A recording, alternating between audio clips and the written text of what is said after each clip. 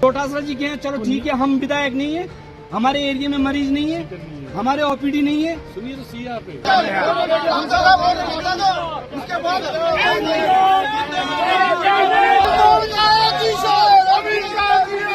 राज्यसभा चुनाव में सभी विधायकों को ऑब्लाइज करते हुए गहलोत सरकार ने सभी विभागों में लगे तबादलों पर से बैन को हटा दिया था, जिसके बाद अब राजस्थान में तबादलों का सिलसिला शुरू हो चुका है।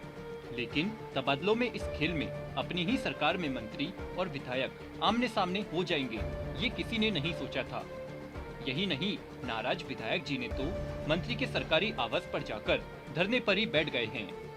जी हाँ, अपने क्षेत्र में तबादलों से नाराज किशनपोल से सीएम अशोक गहलोत के खास माने जाने वाले कांग्रेस विधायक अमीन कागजी अपनी ही गहलोत सरकार के खिलाफ शनिवार को अपने सैकड़ों समर्थकों के साथ चिकित्सा मंत्री परसादी लाल मीणा के आवास पर पहुंच गए और धरने पर बैठ गए।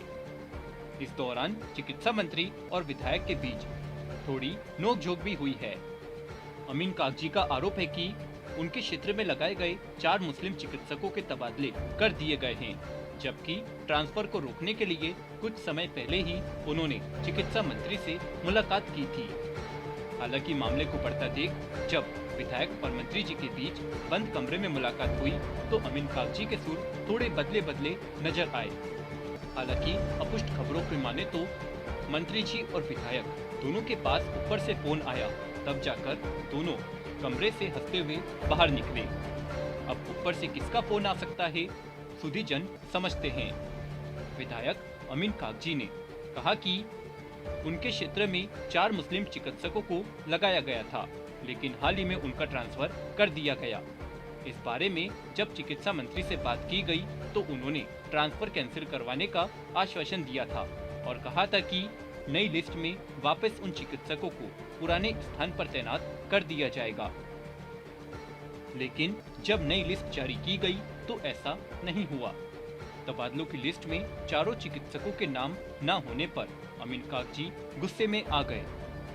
धरने के दौरान विधायक अमीन कागजी ने चिकित्सा मंत्री परसादी लाल मीणा के फैसले पर ही सवाल खड़े करते हुए कहा कि उनके क्षेत्र में 4 ही अल्पसंख्यक वर्ग से चिकित्सक थे और उनके भी तबादले कर दिए गए।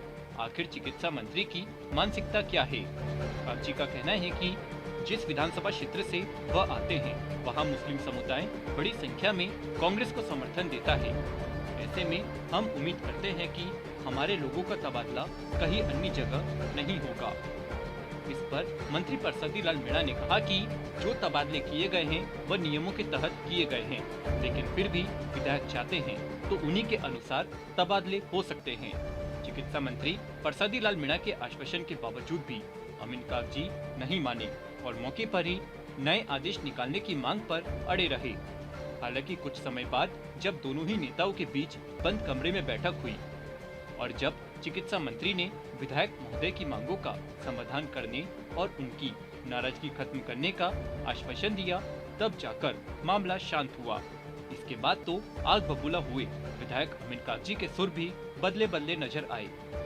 चिकित्सा मंत्री की मानसिकता पर सवाल उठाने वाले कागजी ने बंद कमरे में हुई वार्ता के बाद कहा कि विभागीय गड़बड़ी के कारण यह ट्रांसफर हो गए, क्योंकि बजट में हमारे विधानसभा क्षेत्र में खोले गए सैटेलाइट हॉस्पिटल में चिकित्सकों के पद सैंक्शन हो चुके थे।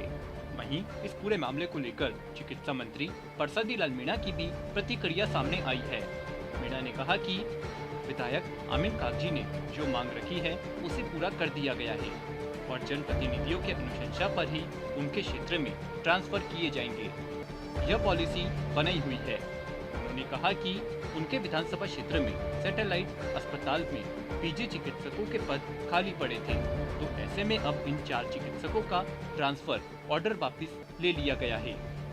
पॉलिटॉक्स ब्यूरो, जयपुर। ये है टॉक्स न्यूज नेटवर्क और आप देख रहे हैं पॉलिटॉक्स, राजनीति का कच्चा चिट्ठा।